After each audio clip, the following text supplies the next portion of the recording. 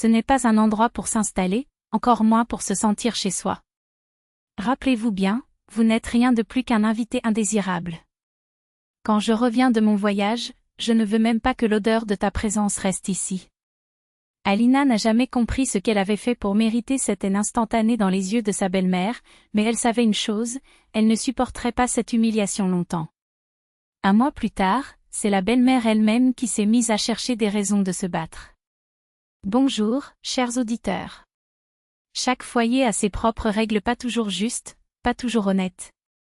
Alina laissa tomber ses sacs avec un bruit sourd et s'appuya contre la porte, comme si elle avait besoin de ce soutien pour ne pas s'effondrer. L'immense maison la reçut dans un silence oppressant, ses pas résonnant sur le parquet.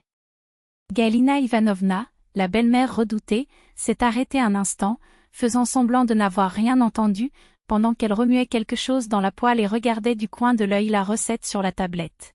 « Bonjour, Galina Ivanovna. Que préparez-vous ? » « Merci de nous recevoir, » a déclaré Alina, embarrassée, tandis que la femme, surprise, s'empressait de mettre la vidéo sur pause. « Ah, Aloshka, tu es déjà là ? Je pensais que tu viendrais plus tard. »« Je voulais te faire une surprise avec mon plat spécial, » répondit-il en se forçant à sourire qui ne trompa personne. « Seulement moi, je suis venu. Vova a dû partir travailler d'urgence. Problème à l'usine de la région voisine. Il a promis de revenir bientôt. » Le visage de Galina Ivanovna se tordit en une grimace de dédain. « Ne lui ai-je pas dit de changer de métier ? Toujours en difficulté, mon fils. Un gestionnaire de rien, qui court ici et là sans but. » Alina haussa simplement les épaules. Je savais que toute réplique équivaudrait à verser de l'essence sur un feu. Mieux vaut se taire, laisser passer la tempête. Mais nous n'avions pas le temps. Les yeux avides de sa belle-mère la scrutaient déjà. « Et tes affaires ? As-tu tout emballé ? » Je l'ai laissé à l'entrée. Je n'avais pas la force de porter autre chose toute seule. Tu n'as pas dit où nous pourrions rester et Vova est partie si tôt. Le chauffeur de taxi m'a regardé comme si j'étais un mendiant avec une pile de valises, a-t-elle laissé échapper, sans le vouloir. Ah, arrête ce drame. Ce n'est pas comme si tu déchargeais un chariot tout seul. À ton âge, je transportais des cartons au marché, et ce n'étaient pas des jouets, non. Galina Ivanovna agita la main, comme pour chasser une mouche gênante. Alina roula des yeux lorsque sa belle-mère lui tourna le dos. Elle avait entendu cette histoire 1000 fois. Mais ils ont oublié un détail, Galina Ivanovna n'avait porté ses caisses enregistreuses qu'une fois dans sa vie, et encore, c'était uniquement pour le spectacle, pour impressionner le propriétaire de l'étal, un homme fort qui, poussé par la culpabilité de la voir souffrir, a fini par l'épouser. Un mariage qui n'a pas duré longtemps. Il est mort jeune, des suites d'une cruelle maladie, sans avoir vu son fils se marier ni rencontrer les petits-enfants qu'il désirait tant. Mais il nous a tout laissé en ordre, aimait à répéter la veuve, comme si cela justifiait sa mesquinerie. Le mari avait construit cette maison et légué à son fils une petite entreprise, un petit magasin qui, entre les mains de Galina, n'a jamais prospéré. Vova avait déjà proposé son aide à de nombreuses reprises, mais sa mère avait refusé, soit par fierté, soit par cupidité. Je n'ai besoin de l'avis de personne. Ton père est parti de zéro, et regarde où il en est arrivé. Si tu veux quelque chose dans la vie, travaille et épargne, comme lui. Le fils ravala son ressentiment. S'il discutait, il ne ferait que perdre. Il a donc décidé de prouver qu'il pouvait tout faire seul. C'est durant cette période difficile qu'il rencontre Alina. Elle voyait en lui quelque chose qui manquait aux autres hommes de son âge, du sérieux, de la détermination, une colonne vertébrale qui ne se plie pas aux circonstances. Chacun de ses mots était mesuré, chaque plan bien structuré. Lorsqu'elle s'est rendue compte qu'elle était amoureuse, elle n'a pas hésité, elle l'a emmenée rencontrer sa tante. Une femme au caractère difficile mais juste, qui avait bâti une fortune dans les années 90. Tante, écoute. Si tu peux m'aider, je l'apprécierais. La vieille dame écoutait en silence les idées de Vova, notant tout avec soin. Quand il eut fini, il se tourna vers sa nièce. Est-ce que tu lui fais confiance ? Alina hocha la tête. Je peux vous aider, mais ce n'est pas gratuit. Je vous prêterai de l'argent avec intérêt. Si l'affaire tourne mal, vous me payez chaque centime. Après le mariage, Vova a pratiquement disparu de chez elle. Sans expérience, apprenant à ses dépens, il a eu du mal à faire avancer l'entreprise. 5 ans plus tard, le couple rembourse sa dette envers sa tante et peut, pour la première fois, s'offrir le luxe de vacances loin de tout. Ils rêvaient d'économiser de l'argent pour leur propre maison grande, solide, une vraie maison. Mais le destin avait d'autres projets. À présent, Alina était là, dans la cuisine de sa belle-mère, attendant qu'elle lui indique enfin la pièce où il devrait s'installer. Tu es trop tôt. Je n'ai pas encore aménagé ton espace. Mais ce n'est pas grave, fais-le toi-même. Oh, et je pars dans 3 jours. La maison est sous ta responsabilité. La pièce était une cabine au fond de la cour, pleine de vieilles cochonneries, sans fenêtre, sentant la moisissure. C'est serré, mais c'est gratuit, a déclaré Galina, comme s'il s'agissait d'une faveur. Préparez-vous là. Je vais finir mon plat spécial, et il est parti, laissant Alina seule avec ce vide dans la poitrine. Les larmes sont venues sans avertissement. L'injustice brûlait à l'intérieur, les yeux brûlaient. Malgré tout, elle commença à nettoyer l'espace, poussant les meubles pourris dans le coin. Lorsqu'elle se jeta sur le matelas usé qui occupait presque toute la pièce, la certitude de la haine de sa belle-mère la frappa comme un coup de poing. C'était trop. Une larme tomba, traîtreusement. Et comme si l'univers voulait tester ses limites, la porte s'ouvrit sans frapper. « Qu'est-ce que tu fais là? Tu ne vas pas m'aider? Alina, tu sais où est la sortie, n'est-ce pas? Si tu veux rester ici, alors travaille.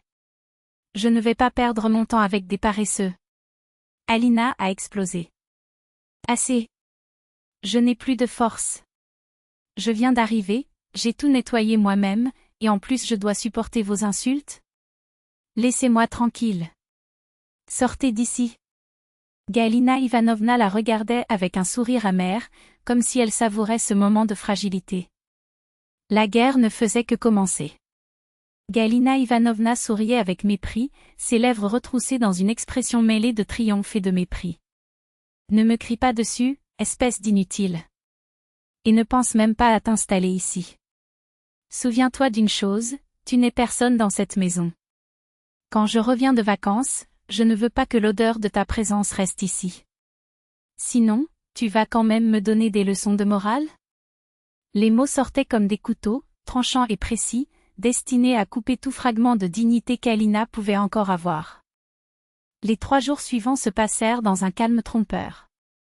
Galina Ivanovna était absente, profitant de son repos, au bord de la mer, tandis qu'Alina, épuisée mais déterminée, trouvait la force d'appeler son mari. Ala ne supportait plus cet enfer déguisé en foyer, et Vova, en entendant la voix tremblante de sa femme, n'hésita pas, « Je serai là dès que possible », a-t-il promis. Et c'est ce qui s'est produit. Ensemble, ils élaborèrent un plan, au retour de la belle-mère, la conversation serait sérieuse. Très grave. Mais Galina Ivanovna n'était pas pressée. Que seraient 2 semaines de vacances quand on pourrait prolonger le plaisir pendant un mois entier? Cependant, lorsqu'elle franchit finalement sa porte d'entrée, quelque chose dans l'air la fit se figer. Les meubles étaient à différents endroits. L'odeur de la peinture fraîche et de la cire pour meubles remplissait les narines, remplaçant l'odeur de moisies d'années de négligence. Et pire encore, les 4 valises de Madame, soigneusement empilées dans le couloir, lui ont fait l'effet d'un coup de poing dans le ventre. « Alina? Qu'est-ce que tu fais ici, espèce d'ingrate ?» Son cri a résonné dans toute la maison, mais la personne qui est apparue n'était pas la belle-fille, mais le fils. Vova se tenait devant elle, les bras croisés, le regard aussi froid que le sol en marbre qu'elle avait choisi des années auparavant. « Fils, es-tu déjà à la maison? Et où est ta femme? Que signifie tout ce désordre? J'ai clairement dit que rien ne devait être dérangé en mon absence. C'est ma maison, et vous n'êtes que des invités. » Vova secoua lentement la tête, comme s'il avait affaire à un enfant têtu. « Maman, on dirait que tu as oublié un détail important. » Galina Ivanovna fronça les sourcils et écarta la main dans un geste d'impatience. « Détail? Quel détail, mon fils? » Le fait qu'elle soit ta femme ne te donne pas le droit de prendre des décisions chez moi. En fait, maman, le problème c'est que ce n'est plus ta maison. La voix de Vova était calme, mais chaque syllabe pesait comme une phrase. Tu te souviens quand tu as signé l'acte pour moi toi-même? En échange des millions qu'Allah et moi avons remis pour sauver les affaires de papa? C'est vrai. L'accord était clair, l'argent était à toi, la maison était à nous. Et apparemment, tu pensais pouvoir continuer à nous traiter comme des employés, n'est-ce pas? Le visage de Galina Ivanovna pâlit. Mais je pensais que c'était juste une formalité. Une formalité? Vova a ri, un son sans joie. Maman, nous avons vendu nos rêves, chaque centime économisé pour avoir une maison. Et que reste-t-il de l'héritage de papa? Rien. Tu as tout détruit de tes propres mains. L'accord était simple, tu as gardé l'argent, nous avons gardé la maison, et personne ne s'est impliqué dans les affaires de quelqu'un d'autre. Mais tu n'as pas résisté, n'est-ce pas? Tu as expulsé ma femme, tu nous as jetés dans une petite décharge comme si nous étions des détritus. Alors, tu sais ce que j'ai décidé? Que tu ne vivrais plus ici. Où vais-je vivre, Vovochka? Que fais-tu? Sa voix tremblait, pour la première fois sans l'armure de l'arrogance. Justice, maman. Tu as les affaires de papa, nous avons la maison. Tu as de l'argent, tu ne vas pas être dans la rue. Je t'ai déjà appelé un taxi. Les yeux de Galina Ivanovna brûlaient de colère et d'humiliation, mais avant de pouvoir riposter, Vova a poursuivi, vos affaires sont déjà emballées. Et si vous avez besoin de quelque chose, vous pouvez appeler. Mais pas moi. Allah entendait tout depuis le couloir, les mains posées sur son ventre arrondi. Il ne se sentait pas désolé. Pas après tout. Pas après avoir su que, sous ce cœur, battait le cœur d'un fils qui ne connaîtrait jamais la cruauté de cette femme. Galina Ivanovna quitta la maison comme une tempête qui s'éteignait, furieuse, mais sans la force de détruire. Elle a coupé les liens, maudit son fils, vendu ce qui restait du magasin de son mari pour des miettes. Avec l'argent, il achète une petite maison à la campagne, où la solitude devient sa seule compagne.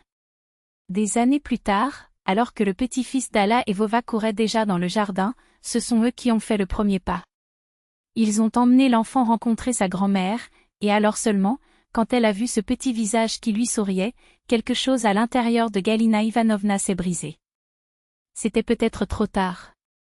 C'était peut-être tôt. Mais pour la première fois, elle a admis ne serait-ce qu'à elle-même qu'elle avait eu tort.